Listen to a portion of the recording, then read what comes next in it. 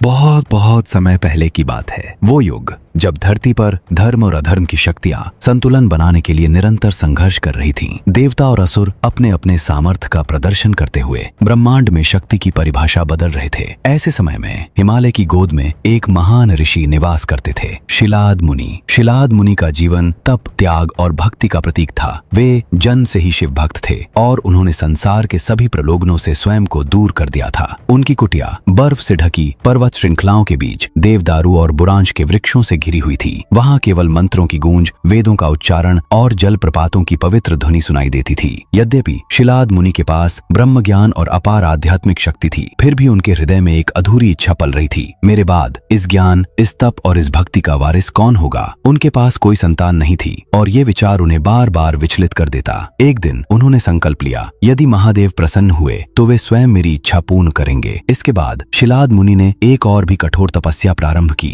वे गंगोत्री की बर्फीली चोटियों पर चले गए, जहां ठंडी हवाएं हड्डियों तक को जमा देती थीं। वहां उन्होंने कई वर्षों तक बिना अन्न, बिना जल, केवल महादेव का स्मरण करते हुए ध्यान लगाया। दिन रात उनके ओठों पर केवल एक ही मंत्र था, ओम नमः शिवाय, ओम नमः शिवाय। उनकी तपस्या इतनी प्रखर थी कि उसके प्रभाव से तीनों लोकों में कंपन होने लगा। देवता भी उनके त्याग से आश्चर्यचकित थे। ऋषि मुनि उनका नाम श्रद्धा से उच्चारित करने लगे और कैलाश पर्वत पर स्वयं भगवान शिव भी उनकी अटूट भक्ति से प्रसन्न हो उठे। अंततः एक दिव्य प्रकाश से आकाश जगमगा उठा, गगन में घंटों की ध्वनि गूंज उठी और सुगंधित मंद पवन बहने लगी। शिलाद मुनि ने अपनी ध्यानावस्था से नेत्र खोले और उनके सामने स्वयं भगवान महादेव प्रकट हुए। त्रिनेत्र, जटाजूट, गले में नाग और शरीर पर भस्म से अलंकृत। महादेव ने अपने शांत किंतु प्रभावशाली स्वर में कहा, हे शिलाद, तुम्हारी तपस्या ने मुझे प्रसन्न कर दिया है, वर मांगो। शिलाद मुनि ने हाथ जोड़कर आंखों में आंसू लिए कहा, हे देवों के देव, मुझे एक ऐसा पुत्र चाहिए जो आपके ही समान हो, अजर, अमर, अद्वितीय ज्ञान और शक्ति से संपन्न, जो जन्म से ही आपका अनन्य भक्त हो। महादेव मुस्कुराए, उनके तीसरे नेत्र से दिव्य आभा फैली और बोले, तथास्तु, मैं तुम्हें अपने ही अंश से उत्पन्न एक पुत्र प्रदान करूंगा, जो न केवल तुम्हारे वंश को आगे बढ़ाएगा बल्कि मेरी सेवा और ब्रह्मांड की रक्षा में अपना जीवन अर्पित करेगा।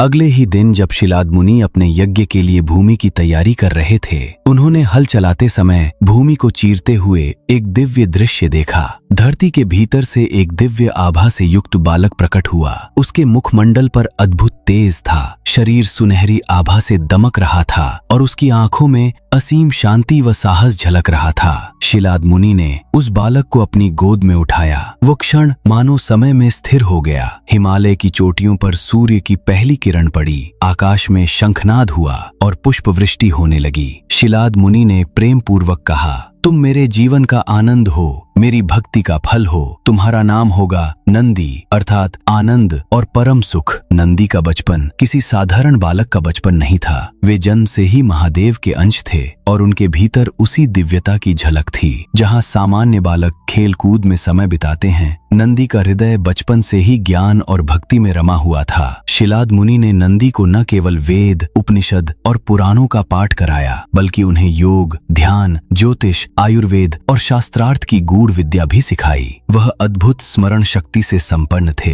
एक बार सुना हुआ मंत्र या श्लोक वे कभी भूलते नहीं थे। केवल 8 वर्ष की आयु में नंदी चारों वेदों के पारंगत हो चुके थे, उपनिषदों का सार समझ चुके थे और शास्त्रों की जटिलतम अवधारणाओं पर सहजता से चर्चा कर सकते थे। उनकी बुद्धिमत्ता और धर्म ज्ञान की ख्याति देवलोक तक पहुंच गई। देवगण भी ये देखकर विस्मित थे कि इतनी छोटी उम्र में कोई इतना प्रखर कैसे हो सकता है। एक दिन वसंत ऋतु की मधुर बयार बह रही थी। शिलाद मुनि के आश्रम में सरिता किनारे आम्र वृक्षों पर बौर खिले हुए थे और पक्षियों की चहचहाहट वातावरण को मधुर बना रही थी। इसी समय आकाश से 2 दिव्य अप्सराएं मित्रा और वरुण पृथ्वी पर उतरी। उनका रूप, सौंदर्य और आभा इतनी अद्भुत थी कि जैसे स्वर्ग के पुष्पधर उद्यान से खिले हुए कमल मानव रूप में आ गए हों। वे शिलाद मुनि के आश्रम में अतिथि बनकर आईं और वहां उनकी दृष्टि नंदी पर पड़ी, एक बालक जो कमलासन पर बैठा वेद पाठ कर रहा था और जिसके मुखमंडल पर अद्भुत तेज था। परंतु अप्सराओं के मन में अहंकार जाग उठा। उन्होंने हल्के फुल्के स्वर में एक दूसरे से कहा, देखो, ये तो साधारण मानव बालक है। मित्रा ने मुस्कुरा मुस्कुराकर कहा, इतनी कम उम्र और कहते हैं कि ये बड़ा ज्ञानी है, शायद ये कुछ समय में ही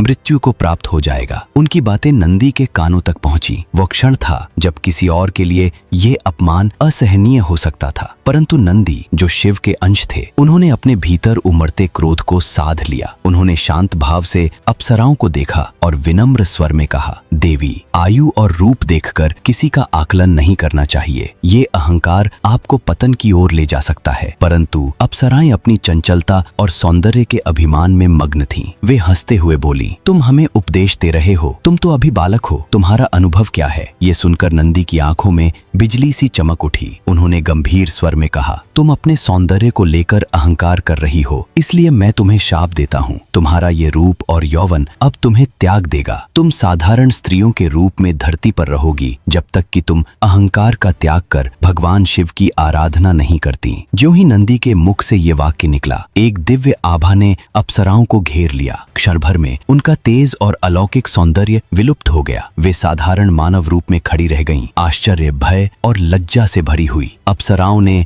नंदी के चरणों में गिरकर प्रार्थना की, हे महादेव के अंश, हमें क्षमा करें, हम अपने अहंकार को त्यागने का वचन देती हैं। नंदी का हृदय कठोर नहीं था। उन्होंने करुणा स्वर में कहा, मैं तुम्हें मुक्ति का मार्ग बताता हूँ। यदि तुम पवित्र मन से भगवान शिव की आराधना करोगी तो तुम्हें पुनः अपना दिव्य सौंदर्य प्राप्त होगा। ये तुम्हारे लिए केवल दंड नहीं बल्कि आत्मशुद्धि का अवसर है। समय के साथ नंदी का ज्ञान और भक्ति दोनों ही और गहन होते गए। वो केवल शास्त्रों के ज्ञाता नहीं थे, उनका हृदय महादेव के चरणों में पूर्ण रूप से समर्पित था। नंदी का एक ही स्वप्न था, मैं जीवन के प्रत्येक क्षण महादेव की सेवा में बिताऊं और कभी भी उनसे दूर ना रहूं। इस संकल्प के साथ नंदी ने एक नई तपस्या आरंभ की। वे हिमालय की सबसे दुर्गम और बर्फीली चोटियों पर खुले आकाश के नीचे स्थिर बैठकर केवल शिव का ध्यान करते। कभी कभी दिन बीत जाते, कभी रातें गुजर जाती और नंदी वहीं एकाग्र भाव से ओम नमः शिवाय का जप करते रहते। उनकी तपस्या की अग्नि इतनी प्रखर थी कि एक बार फिर तीनों लोकों में कंपन होने लगा। देवगण, ऋषिगण और यहाँ तक कि यक्ष किन्नर भी उस अद्भुत भक्ति के प्रभाव को अनुभव करने लगे। कैलाश पर्वत पर बैठे महादेव अपने इस अनन्य भक्त की पुकार को अनसुना नहीं कर सके।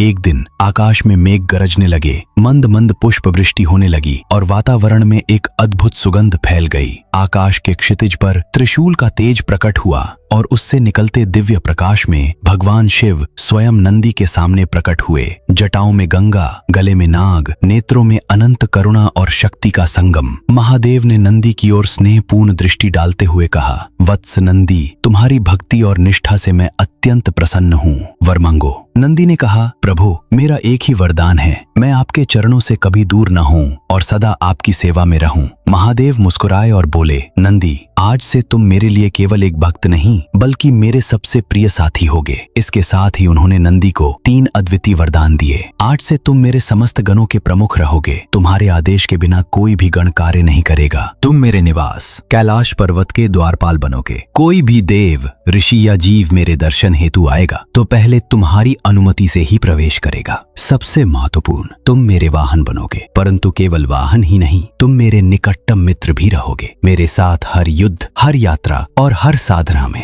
यह कहते हुए महादेव ने अपना त्रिशूल आकाश की ओर उठाया। त्रिशूल से एक दिव्य प्रकाश निकला जिसने नंदी को आच्छादित कर लिया। क्षण भर में नंदी का रूप परिवर्तित हो गया। उनका शरीर विशाल, शक्तिशाली और अजय बैल के रूप में बदल गया। सफेद बर्फ के समान निर्मल रंग, सींगों पर स्वर्ण आभा और माथे पर एक दिव्य त्रिपुंड। ये बैल केवल एक वाहन नहीं था, वो स्वयं शिव की शक्ति, धैर्य और अडिग निष्ठा का जीवंत प्रतीक था। नंदी की गर्जना से नकारात्मक शक्तियां दूर भाग जाती और उनकी आंखों में प्रेम और भक्ति का अथाह सागर छलकता था। उस दिन से नंदी न केवल भगवान शिव के वाहन बने बल्कि उनके अविभाज्य अंग बन गए। शिव जहां भी जाते, नंदी उनके साथ रहते। कैलाश के आंगन में आज भी वे महादेव की मूर्ति के सामने विराजमान हैं, मानो अनंत काल से उनकी प्रतीक्षा कर रहे हों। कुछ पौराणिक कथाओं में वर्णन आता है कि नंदी का विवाह सुयशा नाम की एक वानर कन्या से हुआ था। सुयशा कोई साधारण कन्या नहीं थी, वह तप, संयम और भक्ति की प्रतिमूर्ति थी। बचपन से ही उसका हृदय भगवान शिव के चरणों में अर्पित था। उसका एक ही संकल्प था, मेरा जीवन केवल शिव की सेवा में बीतेगा। परंतु सुयशा के पिता,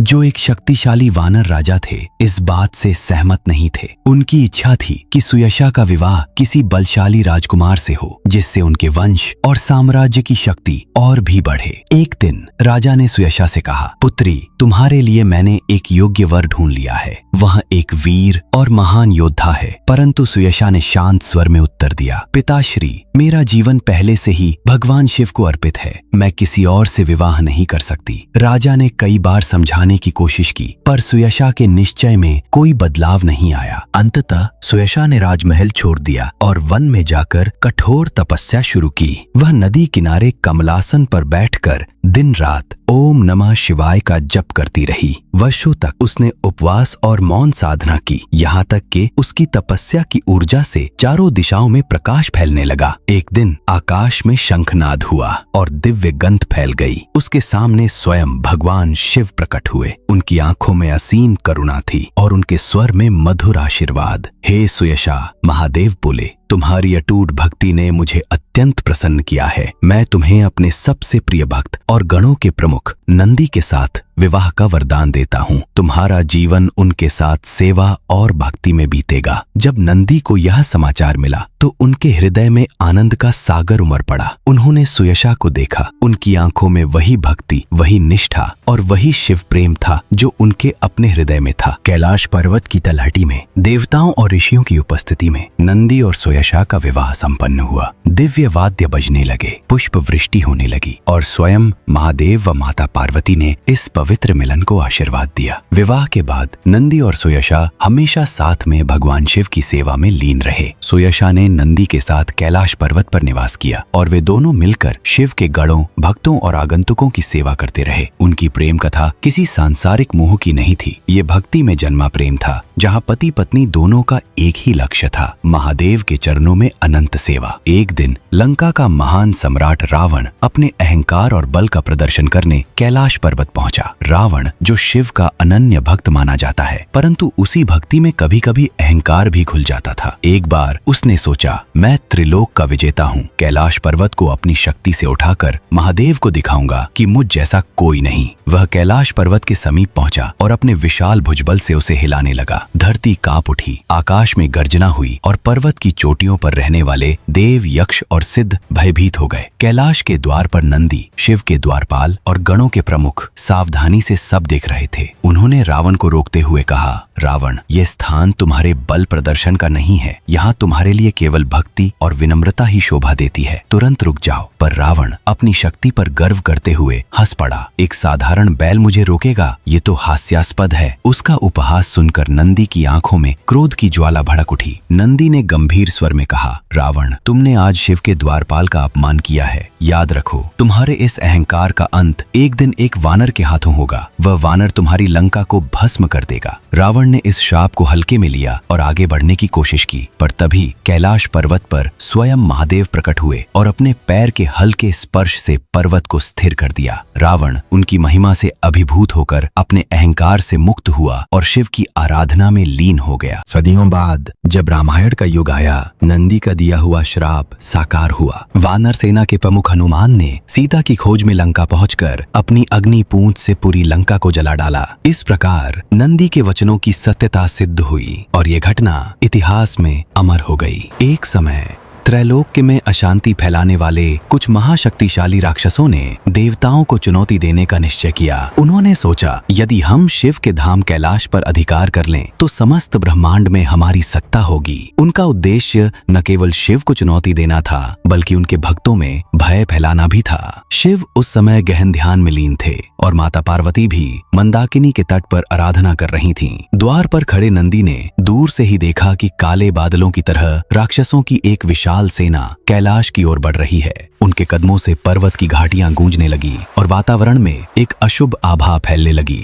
नंदी ने तुरंत अपना विशाल बैल रूप धारण किया। उनके सींग बिजली की तरह चमक रहे थे और उनकी आंखों में अग्नि की लपटें थीं। राक्षसों ने जैसे ही कैलाश की सीमा पार करने की कोशिश की, नंदी ने एक प्रचंड गर्जना की जिससे पर्वत की चोटियां हिल गईं और कई राक्षस भय से कांप उठे। पहला वार नंदी ने अपने सींगों से किया जिससे कई राक्षस आकाश में उछलकर दूर जा गिरे। उन्होंने अपनी पूंछ के एक झटके से दर्जनों शत्रुओं को परास्त कर दिया। कुछ राक्षस जिनके पास मायावी शक्तियां थीं, अदृश्य होकर भीतर घुसने का प्रयास करने लगे, पर नंदी की दिव्य दृष्टि ने उनके छल को पहचान लिया और वे एक एक कर धराशायी हो गए। जब युद्ध समाप्त हुआ तो कैलाश की भूमि पर फिर से शांति छा गई। शिव ने ध्यान से नेत्र खोले और नंदी को स्नेह से देखा। वत्स, तुमने न केवल मेरे धाम की रक्षा की बल्कि धर्म और भक्ति की मर्यादा भी बनाए रखी। इसलिए आज से तुम्हारा नाम समस्त ब्रह्मांड में धर्म रक्षक नंदी के रूप में अमर रहेगा। नंदी ने हाथ जोड़कर प्रणाम किया और कहा, प्रभु, जब तक यह ब्रह्मांड है मैं आपके धाम, आपके भक्तों और धर्म की रक्षा करता रहूंगा। कैलाश पर्वत की बर्फीली चोटियों पर एक दिन असामान्य शांति थी। भगवान शिव देवताओं के आमंत्रण पर एक महत्वपूर्ण दिव्य सभा में कैलाश से बाहर गए थे। माता पार्वती ध्यान में लीन थीं और पूरे कैलाश की सुरक्षा का भार नंदी के कंधों पर था। शाम के समय आकाश में रक्तवर्णी बादल उमड़ने लगे। पर्वत की घाटियों में रहस्यमयी गर्जना गूंजने लगी। ये संकेत थे किसी महाशक्तिशाली राक्षस के आने के। दरअसल ये विद्युन्माली नामक असुर था जो अपने रूप और बल से सैकड़ों योद्धाओं के बराबर था। उसका उद्देश्य सीधा था, कैलाश में प्रवेश करना, शिव पार्वती के आभूषण और दिव्य शस्त्र चुराना और अपनी शक्ति को अजय बनाना। विद्युन्माली की सेना पर्वत की तलहटी में पहुंची ही थी कि नंदी तुरंत माता पार्वती के पास गए। पार्वती ने गंभीर स्वर में कहा, नंदी, जब तक महादेव लौट नहीं आते कैलाश का एक तिनका भी शत्रु के हाथ नहीं लगना चाहिए। ये केवल मेरा नहीं बल्कि पूरे ब्रह्मांड के धर्म और संतुलन का प्रश्न है। नंदी ने दृढ़ स्वर में उत्तर दिया, माता, जब तक मैं श्वास ले रहा हूँ कोई भी इस धाम की ओर आंख उठाकर भी नहीं देख सकता। नंदी अपने दिव्य बैल रूप में बदल गए। उनके खुर पर्वत पर प्रहार करते ही बिजली सी चमकने लगी।